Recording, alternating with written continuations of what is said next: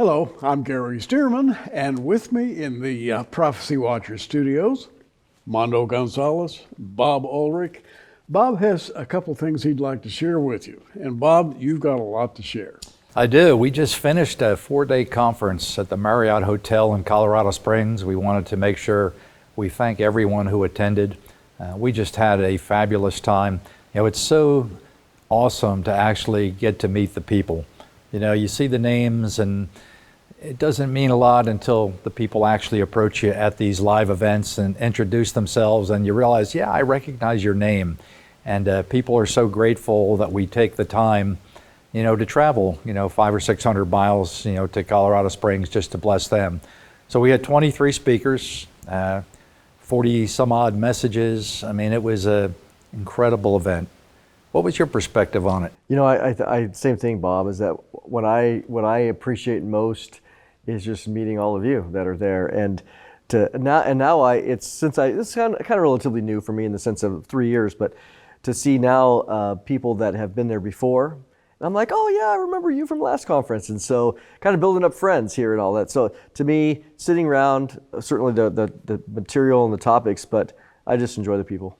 Now, I don't want to call them groupies, but there are people who do follow us from conference to conference, which is always interesting because you recognize the faces. Mm-hmm. I can still see the two ladies in Orlando who camp out in the very front row seats, and God forbid anybody get in their way, they're going to be the first ones in. So God bless them. The whole conference was recorded. We spend a lot of money to bring in an AV crew, record every single message, every event. It's going to be on DVD probably in another 10 weeks or so. But we have converted live streaming now over to video on demand. Every message has been recorded. You can join us, be part of the entire conference, all 4 days. You won't miss a single thing. And you can just visit prophecywatchers.com, click on the Colorado Springs video on demand banner, which probably still says live streaming, but you can join us for the entire event. We have a lot of things happening at Prophecy Watchers, far beyond just prophecy conferences. About a year and a half ago, we built an observatory here in Oklahoma City, thanks to the generosity of a gentleman from Minneapolis, who really wanted to see us take this to the next level. And we discovered sometime later that Mondo, along with Gary, were both astronomy nuts. And these guys not only love to look at the heavens, they actually understand what they're looking at. Now, you've been following astronomy for a long time, haven't you? I have, and not in the astrological sense, but in the sense that, and Mondo knows what I'm talking about, when you look into the heavens with great magnification, and you get a chance to just study what God has created, it'll change your life, right? It certainly has mine. I got my first telescope probably 25 years ago. It was a little one, rickety, like the JCPenney style, which is garbage, but I still was enough to see when you look at the moon, and then I was hooked. And then it was just a matter of different things here. And of course, what I find amazing is the technology now is so much better. It's incredible what we can do and what we can see. Again, I'm not a professional astronomer, but I love the sky. I took astronomy in college, but to see what we can do now is stuff that they dreamed of 50 years ago, and now it's at the layperson level. It's just amazing. Well, last year we published our first Prophecy Watchers Psalm 19 calendar, and it was incredibly popular. In fact, I just got the proofing back, for the 2025 calendar. And Mondo, I got to tell you, you have outdone yourself. Not only do we have an observatory in Oklahoma City, but we have two partners in ministry, one in Virginia and one in Idaho, who are shooting, photography in the heavens from different places in the country. And we have plans to continue to expand the efforts that we're making. We've actually started turning a lot of these photographs into metal prints, and people are actually displaying them in their homes now. So it's exciting what's happening. Now, another major part of what we're doing at Prophecy Watchers is international ministry. We live in a very it's all about me kind of world. The United States, we've been on the Daystar Network now for several years. And what Daystar has really done is it's opened our eyes to the possibilities of reaching out with God's prophetic word internationally to countries literally all over the world. And where that has led is not only to bringing people from Australia and New Zealand, all of Europe, all the Scandinavian countries, Japan, South Korea. I mean, sometimes I see emails coming in from these foreign countries, and I realize that we're actually making a real difference because these countries are starving for Bible prophecy. So give us a quick rundown of where you've been in the last year and where you're going, because this is a new mission that we have. It's not just about the United States. We're trying to reach the world. You know, the surprising thing is that I never realized I got invited to go with Billy Crone and Ken Michael from Olive Tree Ministries to Singapore, and I didn't realize that one of their first languages is English.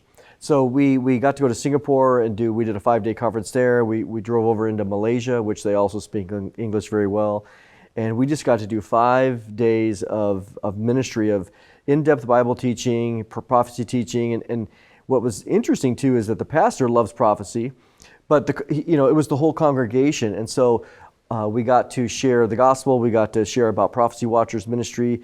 Some of them knew us, but some of them didn't, and they walked away going, "Man, this is great of what we get to know and see, and to see the excitement of the Lord's return." Especially there, a lot of stuff in the East is very different with stuff that China's doing, and so it was a long flight. I will say it took us about 36 hours to get back home, but nevertheless, through all the different flights, what a great opportunity to share the gospel in these other parts of the world. And of course, you've been to Australia, you've been to New Zealand, you've been to Italy, you've been to Scotland, you've been to Ireland, you've been to Honolulu. Now, I'd like to go on that one with you, but the point is we're reaching people around the world with the gospel. And as Mondo was talking, I was thinking, we're in a new era now. Evangelism is not what it used to be. People are hungry for the word, but when you talk about the glory of God, the heavens declaring the glory of God, and when you begin to look at what's going on in the world today through the viewer of Bible prophecy, it brings people to Christ, I think, in a way we've never seen before. Well, we just want to thank you guys for supporting the ministry. I mean, what we're doing here is a little bit outrageous. Gary and Mondo and I sometimes look at each other and realize, we're producing a television program and a podcast and a monthly magazine and international mission trips and prophecy conferences. I'm not sure there's another ministry around doing the things that we're doing. And God is blessing us here. And we're going to continue to get out on the road and meet the people, which brings up the next point. We're going to be in Branson celebrating Christmas in Branson, another Watchers Weekend, from December 5th through the 8th of this year. We're going to be at the beautiful Chateau on the Lake Hotel, as close to a 5-star hotel that you can get $139 a night to stay at this magnificent facility. And we're going to have 22 speakers, probably 40 messages, and registration is real easy. Just go to prophecywatchers.com, click on the Branson banner. In fact, we're actually hoping to lure Gary Stearman there with us this year. I will be there if I can, and there are a lot of complicating factors in my life since a medical emergency a couple of years ago, but I'm going to try. Well, I know there are a lot of people who want to shake your hand and thank you for 35, 40, maybe more than that years in prophetic ministry. And in a lot of ways, you've changed the world. I think back to the old days at Prophecy in the News, where you and J.R. Church, were really one of the very first prophecy ministries. You had Jack Van Impe, you had Grant Jeffrey, a couple of other people whose names escape me, but you guys really kind of launched a lot of the things that we see today, where prophecy is becoming really prominent. True. In fact, you just said to me just yesterday that all of a sudden everyone's talking about the rapture. Indeed. I haven't seen anything like this in my life. Books are being written, pamphlets are being passed out to the effect that, hey, keep watching because Jesus is coming soon. And Mondo, isn't there something that's changed a little bit? I think people really are anticipating. I think there's no doubt people look back, and I'm sure you feel it too, and just observing it from from 2020 was a huge change in the Yes. entire prophetic world, because it really came home in the United States with what we're being locked up in our houses. We can't go to church. Like, what in the world? When did this world happen? Well, it is here, and the powers that be have not, they're not sleeping. They didn't give up. They're working overtime and going behind the scenes. I think the other thing I find interesting about this upcoming conference is that it's going to be 1 month post-election. And so there's a lot of that is going to play into whatever happens there. Hopefully it's settled. I mean, who knows, right? Yeah. But there's no doubt that you have a kind of a tale of two cities here, a tale of two stories as it relates to the possible two administrations that could come, because that's really going to set the stage. It's going to, no matter what, prophecy is going, but will it accelerate on steroids, or will it slow down a little bit? It's never going to stop. But that'll be very interesting to see where America is. Here we'll be joining in Christmas. We'll be there. What's going to happen? Time will tell. Christmas in Branson. You just got done shooting an hour-long podcast with Mondo on Ezekiel 38. Yes. Are we there? I've seen Ezekiel 38 for years, as you have. We've all looked at it.